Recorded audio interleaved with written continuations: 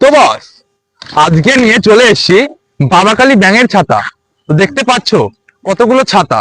তো তোমার গার্লফ্রেন্ড বলছে যে চান চলো ঘুরতে। কি বলছে? যে যান চলো ঘুরতে। তো ঘুরতে যেতে পারছো না কেন?